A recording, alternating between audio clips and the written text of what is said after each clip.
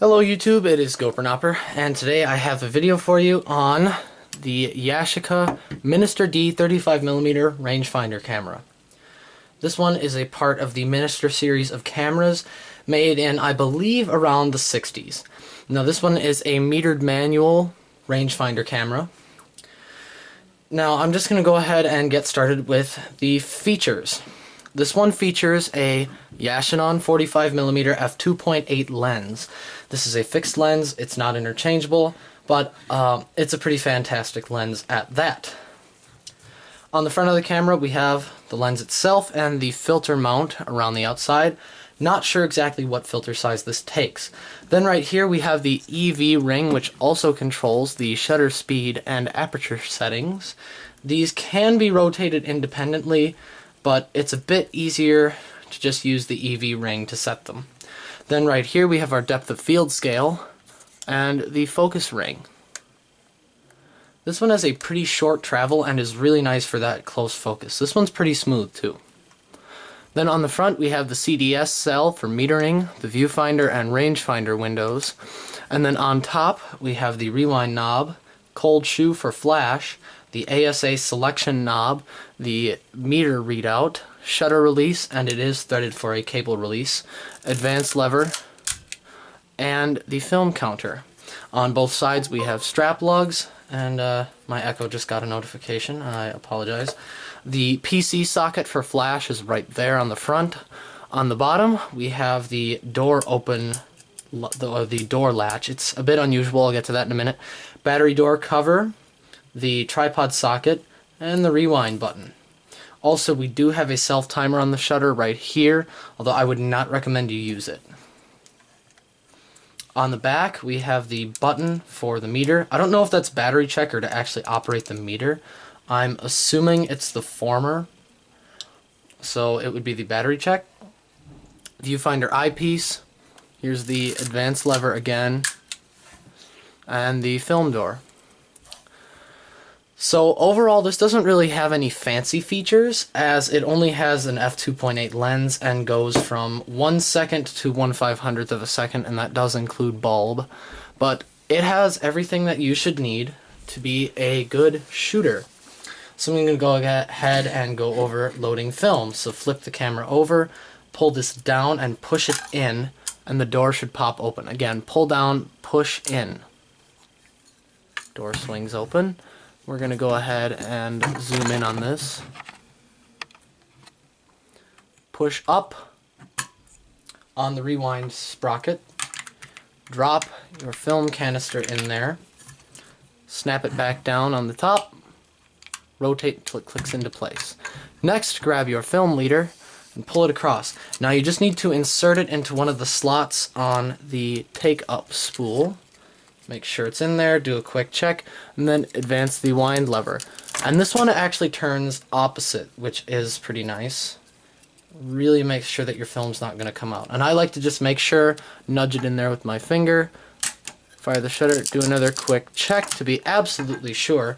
Then I close the back, take a look at your frame counter,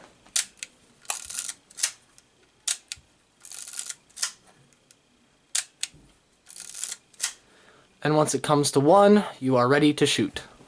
In reality, you could probably take 1 frame before that.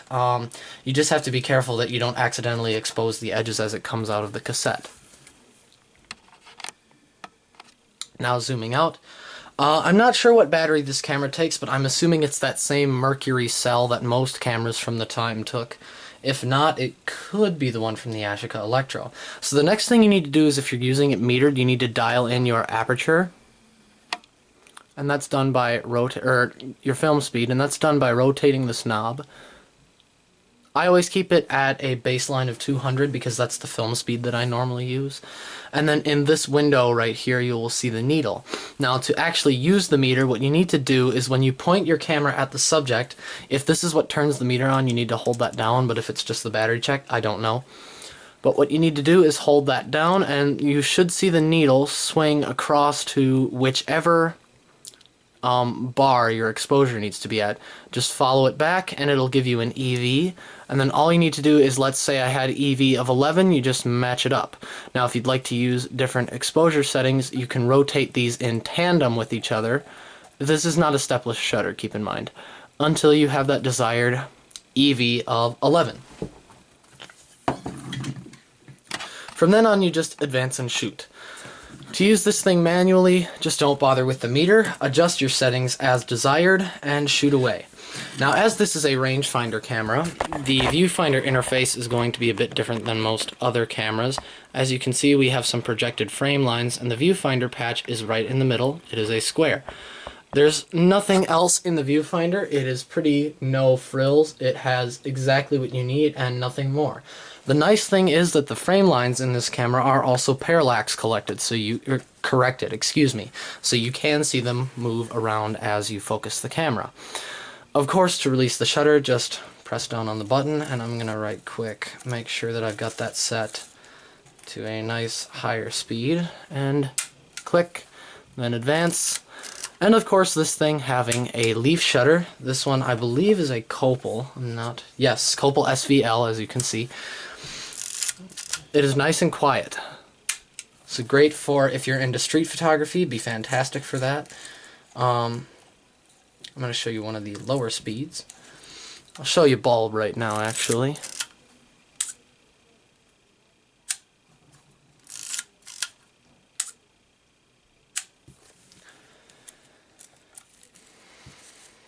We'll get one of the lower speeds in there too. Here's 1/15th of a second.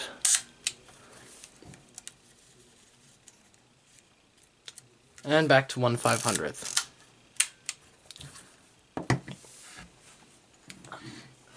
So there you have it. That's how you use the camera. Now to rewind film, it is much the same as any other 35mm rangefinder. Just hold down the rewind button, fold open the rewind crank, and give her a spin.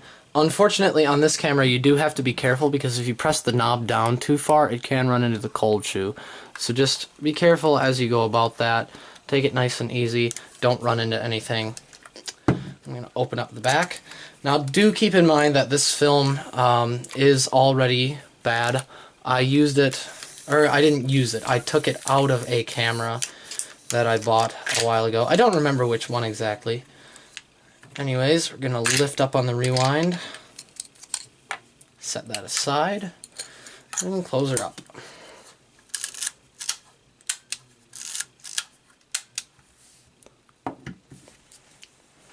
So there's the camera. Now, before I sign off, I'd like to give you my personal thoughts on this particular rangefinder. I think that it is fairly underrated and almost never talked about by collectors or users, really. This is a pretty nice camera, and it's very well overlooked by the community. You can pick one of these up for about $15, and I think that's actually what I paid for mine. So you can get these fairly cheaply, and when you do, they're usually in pretty good shape. I got mine with the case. It was stored in this condition for all those years. And this one's in pretty phenomenal condition. I haven't tested the meter, so I don't know if that one works. But in today's day and age, or just in general, you can get light meters on your smartphone, or you can get an original selenium meter like this Weston Master 2 right here. This one is, it's too dark in here, so it's not going to do much good. But also, that one's a little bit weak. But the only thing is, as a manual camera, it performs very well. Now, some people are obviously not going to like this EV system and going to want it disabled or just to not use it. Well, there's really no solution except to just put up with it because that's what the camera comes with. But for me, in use, I've never actually seen it as a problem because, quite simply, I don't need to be that fast in changing settings. Although, it is nice if you are in a similar condition and you want a slower shutter speed because then you just rotate these two dials in tandem with each other. Now mine are a bit sticky. They're probably going to be easier to turn on some other examples of the camera. What's a good price for these things? Given the condition of this one, I'd say anywhere under $20 is a great price for one of these. Under $50 should be a good price.